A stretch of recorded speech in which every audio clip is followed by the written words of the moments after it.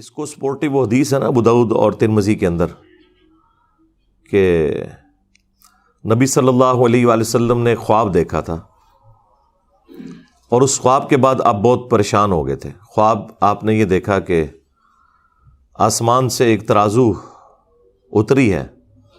یہ میں نے اپنے کربلا والے ریسرچ پیپر میں بھی خواب ڈالا ہوا ہے. اور اس ترازو میں سیدنا ابو بکر اور حضرت عمر کو تولا گیا. پہلے نبی الاسلام اور حضرت ابو بکر تھے. نبی الاسلام کا پلڑا بھاری تھا. پھر سیدنا ابو بکر اور سیدنا عمر کو تولا گیا. حضرت ابو بکر کا پلڑا بھاری تھا. اس کے بعد پھر سیدنا عمر اور عثمان کو تولا گیا تو حضرت عمر کا پلڑا بھاری تھا. پھر وہ ترازو اوپر اٹھا لی گئی. تو اس حدیث میں یعنی موجود ہے کہ نبی الاسلام اس خواب سے پریشان ہوئے. اور ساتھ حدیث کے اندر یہ درج ہے کہ نبی الاسلام کو یہ اشارہ دیا گیا تھا کہ آپ کے بعد خلافت بتدریج ملوکیت میں بدل جائے گی. یعنی حضرت عثمان غنی رضی اللہ تعالیٰ عنہ کے مبارک دور سے پہلے معاملات بڑے صحیح چلیں گے. حضرت عمر فاروق رضی اللہ تعالیٰ عنہ کی مینجمنٹ آپ کو پتہ ہے کتنی اسٹرانگ تھی, اس لیے ان کا پلڑا بھاری رہا اور پھر وہ میزان اٹھا لیا گیا. اس حدیث کو سپورٹیو حدیث بخاری مسلم کے اندر بھی موجود ہے, جو نبی الاسلام کے مبارک زمانے میں ایک شخص نے خواب دیکھا تھا. اب یہ خواب کوئی بزرگوں والے بیان نہیں ہو رہے. ہم تو خوابوں کے خلاف ہیں کہ خوابوں سے تو نہیں کوئی دین ثابت ہوتا, لیکن پیغمبر کا خواب وحی الہی ہوتا ہے. وہ اسی طریقے سے ہے جیسے اللہ اسے بتا رہا ہے, اس میں شیطان کی کوئی دخل نہیں ہے. بخاری مسلم میں حدیث ہے نا کہ خواب نبوت کا 46واں حصہ ہے. تو انبیاء کے جو خواب ہیں وہ ڈیفینیٹ ہوتے ہیں, وحی الہی. سورہ الصافات میں آیا کہ حضرت ابراہیم علیہ السلام نے خواب میں دیکھا تھا کہ میں اپنے بیٹے کی قربانی کر رہا ہوں. تو اسی پہ انہوں نے پھر حضرت اسماعیل کو آمادہ کیا. یعنی خواب کے اوپر ایک بندے کو قتل کرنا, اس کے اوپر آمادہ ہو جانا, یہ صرف اسی صورت میں ہے کہ جب وہ وحی الہی ہو, ورنہ تو کوئی انسان دوسرے انسان کو ناحق قتل نہیں کر سکتا بغیر کسی وجہ کے. دو ہی استثناء آئی ہیں, فساد فی الارض یا قتل کے بدلے قتل. اسی لیے آپ دیکھیں جو حضرت موسیٰ اور خضر کا واقعہ آیا ہے سورۃ الکہف کے اندر, اس میں بھی جب وہ بچے کو قتل کر دیتے ہیں, حضرت موسیٰ علیہ السلام اس پر اعتراض کرتے ہیں کہ تم نے نفس کے بغیر ایک دوسرے نفس کو قتل کر دیا. تو وہ تو خیر مسئلہ تقدیر کا ایشو تھا, وہ اللہ تعالیٰ نے فرشتوں کے ذریعے موت لینی ہوتی ہے, چاہے حضرت اسرائیل علیہ السلام آئیں یا ان کے بہاف کے اوپر حضرت خضر وہ ڈیوٹی پوری کریں. اس سے کسی انسان کا دوسرے انسان کو قتل کرنا ثابت نہیں ہوتا. تو انبیاء کرام کے جو خواب ہیں وہ وحی الہی ہوتے ہیں. انبیاء کے بعد بخاری مسلم میں آیا کہ میری وفات کے بعد اب نبوت کی خبروں میں صرف مبشرات باقی ہیں. پوچھا گیا مبشرات کیا ہیں, تو آپ علیہ السلام نے فرمایا کہ خواب. پھر بخاری مسلم میں ہی آیا ہے کہ خواب کی 3 اقسام ہیں, یا تو اللہ کی طرف سے ہوگا یا وہ شیطان کی طرف سے. اور ساتھ ایک تابعی کا قول ابن سیرین کا نقل کیا ہے امام بخاری امام مسلم نے, انہوں نے اسی کی چھوٹی کیٹیگری بتائی کہ یا وہ نفس کی طرف سے ہوگا پھر خواب. یعنی جو انسان سوچتا ہے بعض اوقات وہی چیز خواب کی شکل میں اسے نظر آ جاتی ہے. اور ایٹیچیوڈ یہ ہے کہ جب اچھا خواب دیکھیں اللہ کا شکر ادا کریں, اور اگر کوئی برا خواب دیکھتے ہیں تو آپ بائیں طرف 3 دفعہ تھوک دیں, اور اس کا ذکر بھی کسی کے ساتھ نہ کریں, برا خواب اگر کسی کو آتا ہے تو. اب یہاں پر اللہ کے محبوب صلی اللہ علیہ وآلہ وسلم کا خواب میں نے بیان کیا ابو داؤد سے, ترمذی سے, مسند احمد میں بھی یہ خواب موجود ہے. ایک اور خواب جو رسول اللہ کے مبارک زمانے میں آیا, وہ حدیث بخاری اور مسلم دونوں میں ہے, وہ میں نے کربلا والے ریسرچ پیپر میں ڈالی ہوئی ہے. اس حدیث میں یہ آتا ہے کہ ایک شخص نے خواب دیکھا کہ آسمان سے گھی اور شہد ٹپک رہا ہے, اور ایک سائبان بادل نے سایہ کیے ہوئے ہیں, اور ایک رسی بھی لٹک رہی ہے. تھوڑی دیر بعد نبی صلی اللہ علیہ وآلہ وسلم وہ مبارک رسی پکڑتے ہیں اور اوپر چڑھ جاتے ہیں آسمان پہ،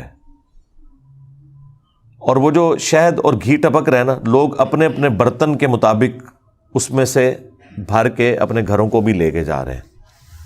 یہ خواب بخاری میں بھی ہے اور مسلم کے اندر بھی۔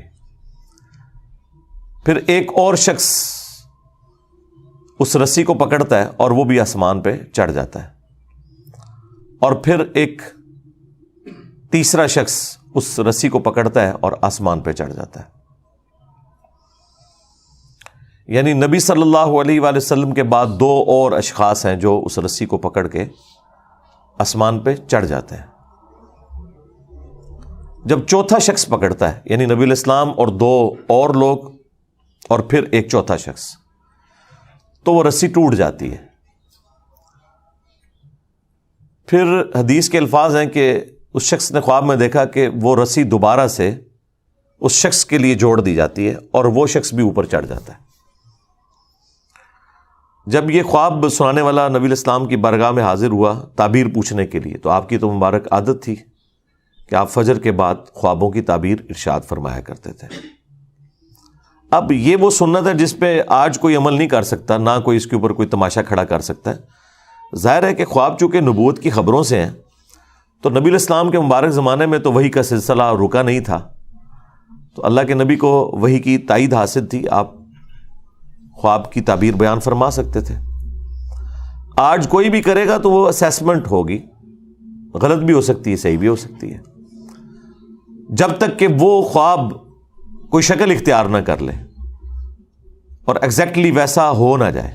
باقی تو ساروں کی اسیسمنٹ ہے، صحیح بھی غلط بھی، وثوق سے نہیں کوئی کہہ سکتا۔ ہم سے بھی لوگ یہاں اکیڈمی میں رابطہ کرتے ہیں، جی یہ خواب آیا، جی تعبیر بتائیں۔ ہم انہیں کہتے ہیں بھائی تعبیر بتانے والا چلا گیا دنیا سے، اس کی قبر مدینے میں صلی اللہ علیہ وآلہ وسلم۔ اس کے بعد جتنے بھی واقعات ہیں وہ تو آپ دیکھیں، اتنے بڑے بڑے تعبیر بتانے والے لوگ مصر کے اندر موجود تھے، لیکن جب اس مصر کے بادشاہ کو خواب آیا تو تعبیر تو حضرت یوسف علیہ السلام نے ہی بتائی ہے نا، اور اس میں قرآن میں واضح ہے کہ اللہ تعالیٰ نے انہیں یہ علم سکھایا تھا۔ تو انبیاء تک تو یہ معاملہ درست ہے۔ اس کے بعد لوگوں نے تب آزمائی کی ہے، کچھ چیزیں ابن سیرین کی طرف منسوب کی ہوئی ہیں۔ وہ ایک تعبیر الرؤیا کتاب بھی ملتی ہے مارکیٹ کے اندر، ایک تابعی تھے محمد ابن سیرین، ان کی طرف منسوب ایک کتاب ہے، وہ کتاب ہی لوگوں نے رکھی ہوئی ہوتی ہے۔ وہ آپ بار بار اس میں سے کوئی 8-10 خواب کی تعبیرات بیان کرنا شروع کر دیں روز کی، تو کچھ عرصے بعد آپ اس قابل ہو جائیں گے کہ قرآن و سنت کے مطابق نہیں، اس کتاب کے مطابق آپ لوگوں کو تعبیر بیان کر دیں۔ وہ میں بھی کر سکتا ہوں، لیکن وہ ایک خام خواہ کی تباہ آزمائی ہے، اس میں سے نکلنا کچھ بھی نہیں ہے۔ تو جب اس شخص نے نبی علیہ السلام کی خدمت میں یہ خواب عرض کیا، اس سے پہلے کہ نبی علیہ السلام اس کی کوئی تعبیر ارشاد فرماتے، سیدنا ابوبکر نے کہا یا رسول اللہ آپ اگر اجازت دیں تو میں اس کی تعبیر بیان کرتا ہوں۔ تو نبی علیہ السلام نے کہا ٹھیک ہے کرو۔ تو انہوں نے کہا کہ یہ جو ایک سائبان ہے اور گھی اور شہد ٹپک رہا ہے، یہ بیسیکلی اللہ تعالیٰ کی طرف سے مخلوق کے لیے اسلام کا ایک سایہ ہے، اور یہ وحی کی تعلیمات ہیں، قرآن حکیم کی تعلیمات ہیں جو آسمان سے نازل ہو رہی ہیں، اور لوگ اپنے اپنے ظرف کے مطابق اس میں سے حاصل کر رہے ہیں۔ وہ شہد اور گھی کی جو مثال ہے، اور یہ سلسلہ جاری رہے گا یہاں تک کہ آپ صلی اللہ علیہ وآلہ وسلم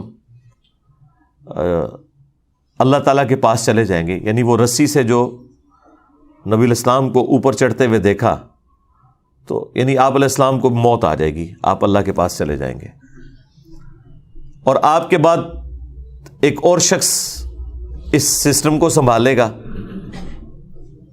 لیکن خواب دیکھنے والے نے اس کی شکل نہیں دیکھی تھی، اس خواب میں بس ایک بندہ ہی اس نے دیکھا تھا کہ کوئی ہے، بیک سائڈ سے دیکھا ہوگا۔ ظاہر اللہ تعالیٰ نے جتنا نبی علیہ السلام کا تو اسے پتہ چل گیا کہ نبی علیہ السلام اوپر چڑھ گئے، لیکن دوسرا بندہ کون تھا وہ خواب میں اس بندے نے نہیں دیکھا ہوا تھا۔ تو ایک اور شخص اس مسند پہ بیٹھے گا، وہ بھی اوپر چڑھ جائے گا۔ پھر ایک دوسرا شخص بیٹھے گا اس مسند پہ، وہ بھی اوپر چڑھ جائے گا، اور جب تیسرا چڑھے گا تو وہ رسی ٹوٹ جائے گی، اور پھر اس کے لیے رسی کو جوڑا جائے گا اور وہ بھی اوپر چڑھ جائے گا۔ اب ظاہر ہے یہ اتنی کامل انفارمیشن تو نہیں تھی، اصل تو چیز یہ کہ وہ رسی ٹوٹے گی کیوں اور وہ بندے کون ہوں گے۔ اب یہ سیدنا ابوبکر کو تو علم غیب تو نہیں تھا کہ وہ کون ہے، تو انہوں نے اپنی اسیسمنٹ کے مطابق تشریح کر دی۔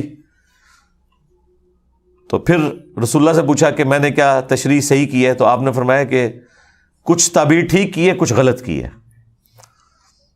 تو پھر حضرت ابوبکر نے کہا یا رسول اللہ آپ اس کی پھر صحیح تعبیر بیان کریں، تو آپ نے تعبیر بیان کرنے سے انکار کر دیا۔ ظاہر ہے وہ اللہ تعالیٰ اس چیز کو پردے میں رکھنا چاہتا تھا، لیکن چیزیں وہ مختلف انداز میں پھر کھلنا شروع ہو گئی بعد میں۔ یعنی نبی علیہ السلام نے نام نہیں مینشن فرمائے اس میں، یہ کون کون لوگ ہیں، کیونکہ آپ کو پتا تھا کہ میں اس کی تعبیر نہیں، یہ پریکٹیکلی جب ایگزیکیوشن ہوگی تو لوگوں کو خود ہی پتا چل جائے گا کہ یہ کون کون بندے تھے اور کیا کیا ہوا تھا، اور وہ پھر وقت کے ساتھ پتا چل گیا۔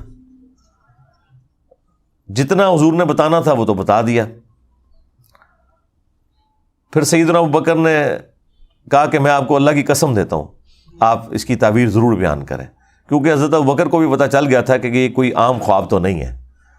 نبی علیہ السلام کے بعد مختلف لوگوں کا اس مسند پہ بیٹھنا، اور 3 بندے ہوں گے، 2 تو صحیح اسی طریقے پہ چل جائیں گے لیکن تیسرے کی دفعہ رسی ٹوٹ جائے گی، تو یہ کوئی وہ تیسرا جو بندہ ہے نا، وہ اس بندے کے بارے میں پتہ ہونا زیادہ ضروری تھا، جس کو پکڑتے ہی وہ رسی ٹوٹ جائے گی۔ وہ رسی کیوں ٹوٹے گی؟ یہ بڑا ایک حیران کن معاملہ تھا۔ پہلے 2 کا نہ بھی پتہ چلتا، تیسرے بندے کا تو پتہ چلنا چاہیے تھا کہ وہ کون ہے کہ جس کے وہ رسی پکڑتے وہ رسی ٹوٹ گئی ہے، جو کہ پہلے 3 بندوں کی دفعہ نہیں ٹوٹی، نبی علیہ السلام اور 2 اور لوگ۔ اوورآل یہ چوتھا تھا، لیکن رسول اللہ کے بعد جو 3 ہیں ان میں سے یہ تیسرا تھا۔